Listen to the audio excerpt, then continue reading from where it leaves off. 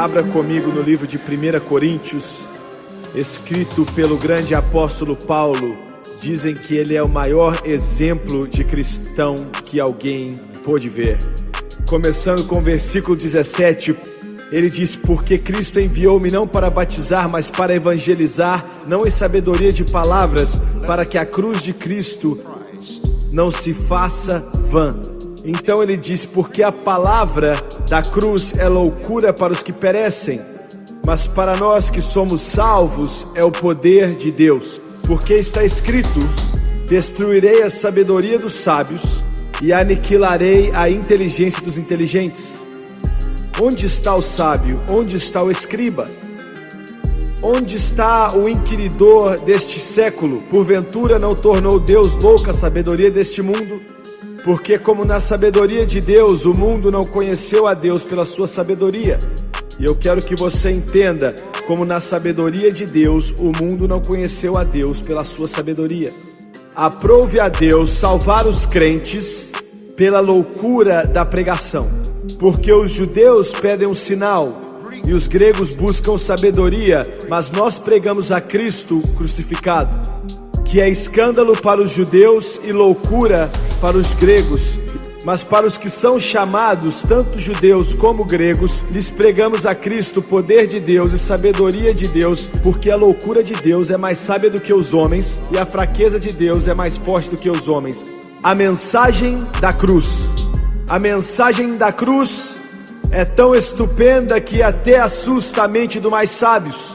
Se você quer ver Deus em ação, se você realmente quer ver Deus em ação, isso é um termo crude, é um termo carnal aqui da terra, mas eu quero usar. Se você quiser ver Deus em ação, a maioria das vezes você tem que ir a algum lugar fora da igreja. Não, eu não estou criticando a igreja, eu não sou um crítico da igreja. Eu entrego a minha vida pela igreja. Jesus Cristo é a cabeça da igreja. Mas aonde existe o machucado, aonde existe dor, aonde existe sofrimento, aonde existe necessidade, não importa quanto pecado está ali, não importa quanto cativeiro está ali, é ali que você encontra Deus e é ali que você encontra o seu amor.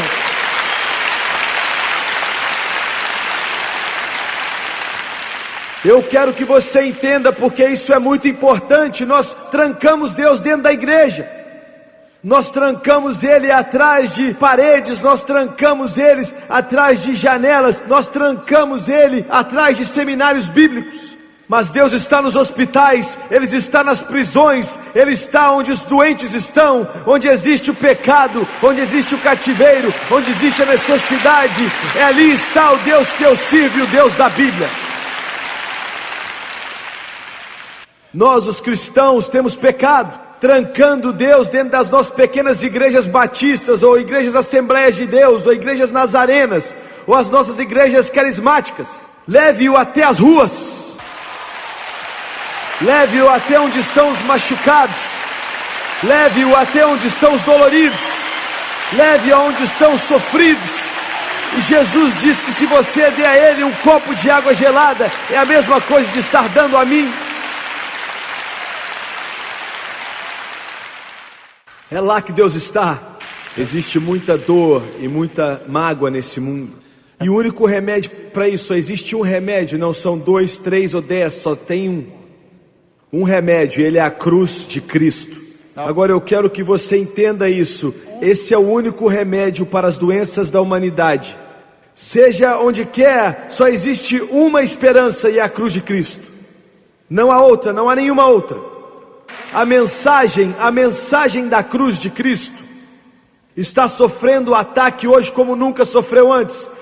A cruz de Cristo hoje é, em primeiro lugar, uma mensagem de perdão. Essa é a mensagem principal da Bíblia. Isso está por toda a Bíblia, desde Gênesis até Apocalipse. A história que a Bíblia nos diz é que todo homem é um pecador. O homem não pode se salvar.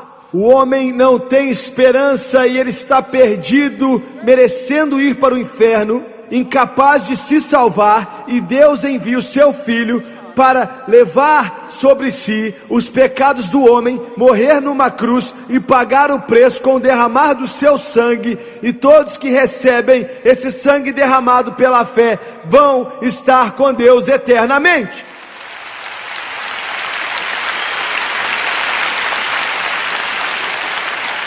Agora, a Bíblia nos diz em Romanos, na sua Bíblia, capítulo 5, versículo 9: mas Deus, versículo 8, prova o seu amor para conosco, em que Cristo morreu por nós, sendo nós ainda pecadores.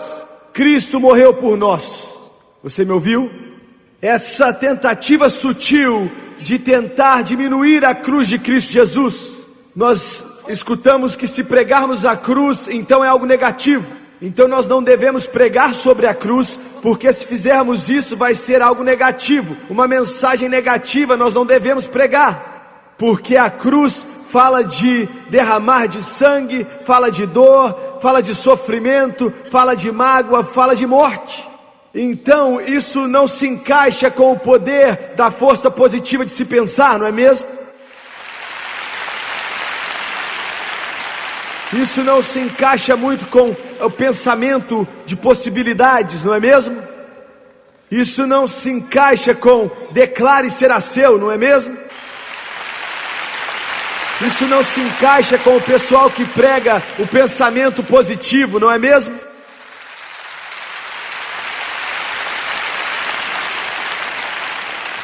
E eu quero te mostrar uma coisa que vai te chocar.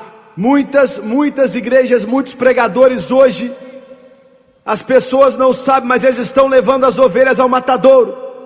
Muitas das coisas que estão sendo pregadas hoje, especialmente na nação, na televisão, especialmente nas igrejas pentecostais e carismáticas, é um pouco mais do que feitiçaria. Como assim feitiçaria? Tem entrado na igreja, como eu acabei de dizer, como pensamento positivo, se é possível você pode, confissão positiva, uma mesma feitiçaria disfarçada de poder do Espírito Santo, e na forma mais sedutiva, essa feitiçaria cristã é científica, isso é aceito como cristianismo, e esconde a sua verdadeira identidade por trás da linguagem de psicologia. Os escritores do Novo Testamento bateram forte nisso que eles chamam de feitiçaria, e existem duas palavras gregas que são usadas em qual a versão King James dá a tradução de feitiçaria, e uma delas é meguo, e significa uma tentativa de manipular a realidade, o poder de pensar positivamente, ciência da mente.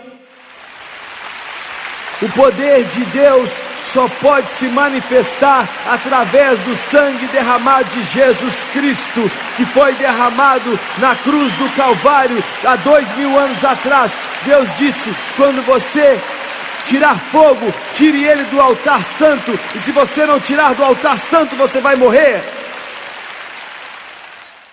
Você pode escutar isso e não entender o que está ouvindo.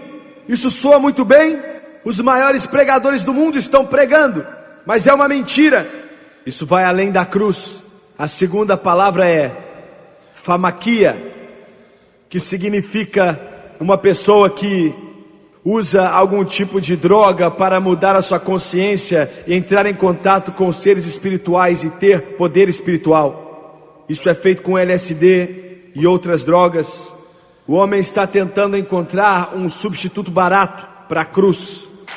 Um evangelho falso, um evangelho ilegítimo, que é um outro evangelho, que quer fazer o homem acreditar que ele é um pequeno Deus, e ele está ficando cada vez melhor e melhor e melhor e melhor e melhor e melhor, e ele usa toda a terminologia bíblica para parecer que ele está ficando santo, mas na verdade o homem está doente, o homem é um pecador, o homem está perdido, o homem merece ir para o inferno.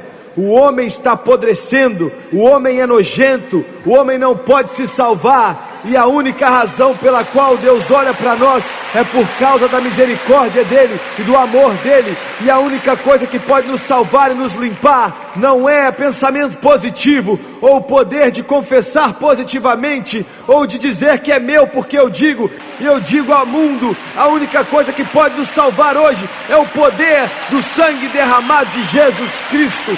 E essa é a razão pela qual Paulo disse: eu me glorio na cruz.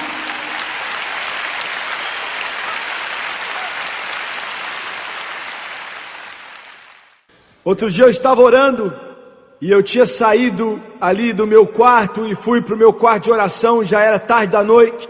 E Deus trouxe à minha mente aquele momento terrível há 3.400 anos atrás, gravado eu acho que em Números 16. Quando Israel pecou e as pragas começaram a vir sobre Israel e eles estavam morrendo pelos milhares. E Moisés disse a Arão: rápido, pegue o seu incensário e pegue brasas de fogo ali do altar santo.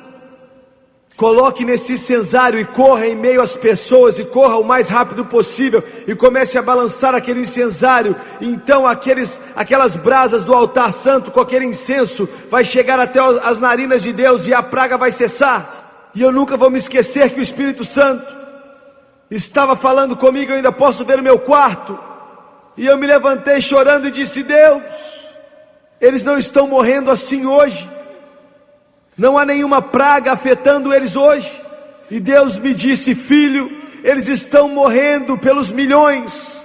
Eles estão morrendo desde os ricos aos pobres. Eles estão morrendo, os amarelos, pretos, vermelhos, brancos estão morrendo. Leve o evangelho, leve a cruz, leve o sangue e corra, corra, corra, corra com isso para toda a nação do mundo. Corra com isso, corra com o evangelho. A mensagem da cruz. Se as Assembleias de Deus, senhores, deixarem a cruz, o nosso movimento está acabado. Se os batistas largarem a cruz, lute por ela, homens, lute por ela, Charles Stanley, lute por ela, irmãos, lute pela inerrância das Escrituras, porque se os batistas perderem o caminho da cruz, os batistas estão acabados. É uma mensagem de perdão. O sangue, sem o derramar de sangue não há remissão de pecados. Sempre que, e olha, isso é muito lindo para mim, e eu quero que seja para você.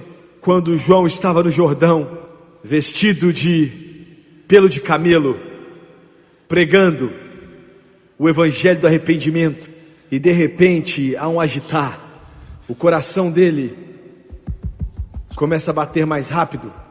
Ele olha para cima.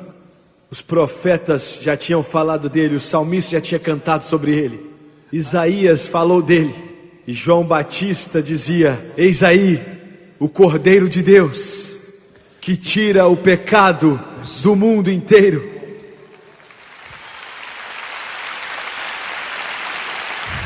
Isso não significa para nós o que significou para João. Você tem que ser um judeu para realmente entender isso. Cordeiro, o Cordeiro de Deus. Eles dizem que quase 2 bilhões, não milhões, mas 2 bilhões de cordeirinhos tinham sido oferecidos. E no dia que Jesus foi crucificado, naquela semana, Joséfos diz que eles ofereceram 200.000 cordeiros no templo em Jerusalém. O sangue corria nos conduentes, corriam ali, vermelho, nunca deixavam de correr naqueles conduentes. João estava dizendo que o último cordeiro já foi oferecido.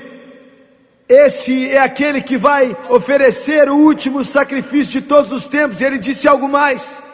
Note que ele disse: ele é que tira o pecado. Veja bem, por séculos de séculos dos séculos, os sacerdotes ofereciam os cordeiros e toda expiação que era feita, mas não podia tirar os pecados, só podia cobrir os pecados, só podia cobrir, e ficava cada vez maior e maior. Mas João disse: aqui está aquele, o Eu Sou chegou, o El Shaddai está aqui, e ele não vai apenas cobrir os pecados, mas ele vai tirá-los para sempre, para sempre, para sempre.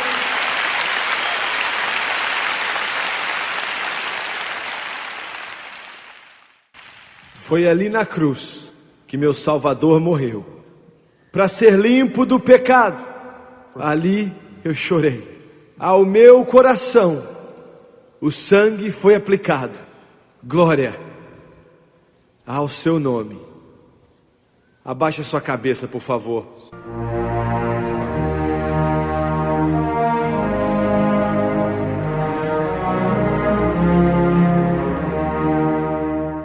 Pai, em nome de Jesus, eu oro para que o seu Espírito se mova de uma maneira desimpedida. Enquanto eu tentei compartilhar essa mensagem da cruz e às vezes tropecei, mas é a cruz. Eis o Cordeiro de Deus que tira o pecado do mundo. Há uma fonte cheia de sangue que vem direto do céu.